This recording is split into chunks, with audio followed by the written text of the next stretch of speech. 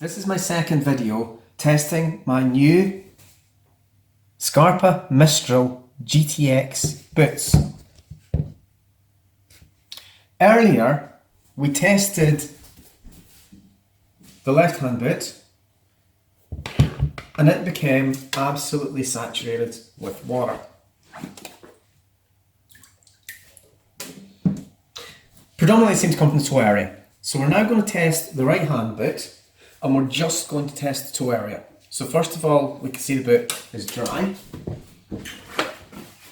Again, we'll do the tissue paper test.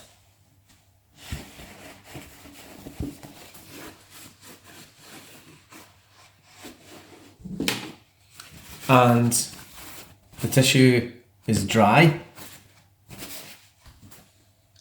Now we'll put the boot into the water. And I'm just going to test the toe area because that was the area that failed on the earlier test of the boot.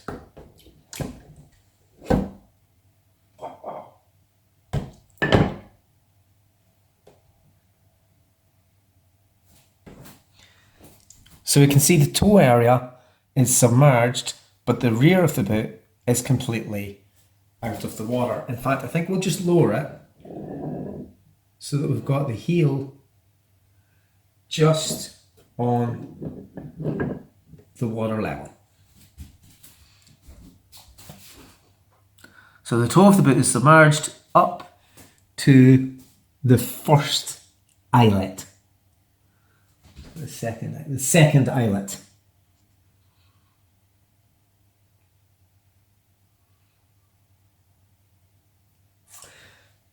I'm going to turn the video off now because the last time it took nearly an hour for the boot to become saturated. So we're going to assume that it's something similar this time, and I'm now going to turn the video off for an hour and I'll return to have a look at the product. Okay, it's been an hour. So what I'm going to do is I'm going to take my dry tissue and I'm going to put it inside the shoe.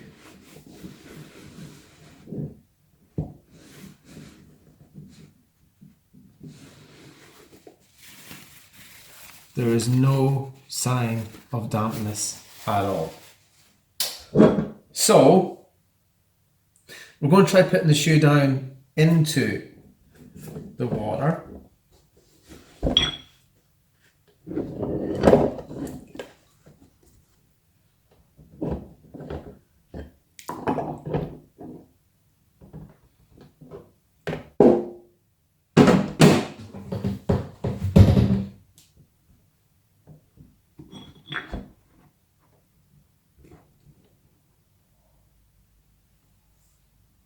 Now we can see this shoe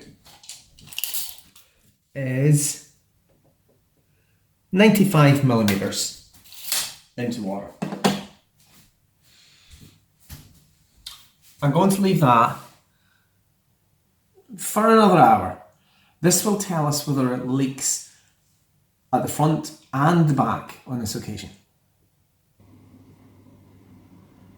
Okay, it's been an hour and about a half. So I'm going to take the boot out of the water.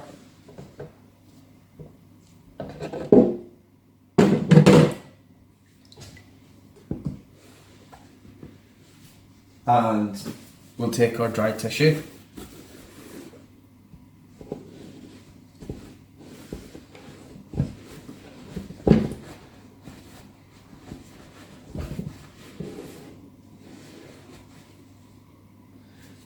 And that tissue is still completely dry. So that boot has survived that depth of water. So what I'm going to do is, I am now going to put that back in. And I'm going to leave it overnight. Let me just check the depth of water. So I want to add a little bit so that we get up to the 4 inches. It gets up to the 100 millimeters.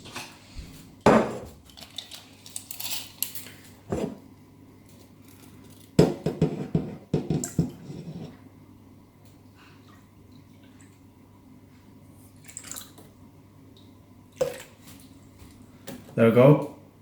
Just over 100 millimeters. Now that is the level that the last boot failed at. So we're going to give it a 12-hour test. We're going to leave it there overnight and come back tomorrow, see what's happened.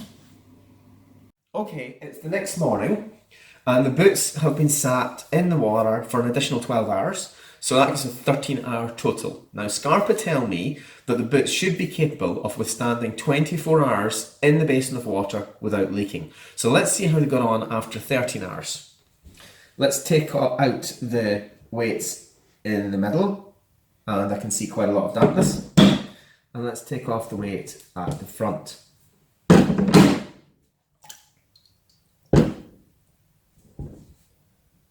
Now,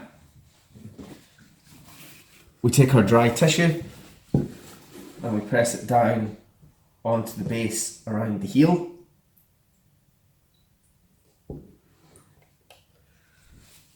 And I think we can see that there's quite a lot of dampness there. Let's go to the toe area.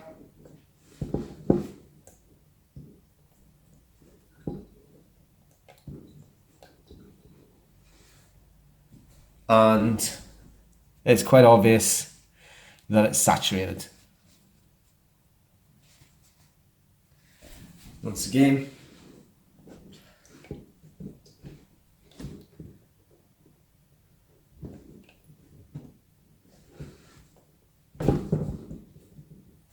yeah,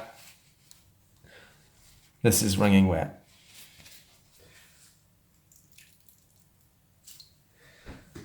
So unfortunately, this boot, while significantly better than the left boot, nonetheless also fails to live up to expectations. I would say though that 12 hours in a basin of water, in my opinion, is quite an extreme test.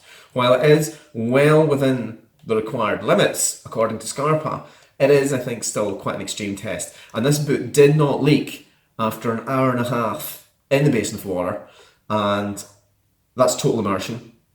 So I think I would say that this boot was reasonably okay for general use, and if you were just using it for walking around in mountains or fields, that you probably would never notice it leaking, because it would withstand the pressures of rain and puddles for the required walk 4, 5, 6 hours, because it's not complete total immersion during that time period. So this boot would probably pass a usage test, but the other boot, which leaked after 1 hour, certainly would not.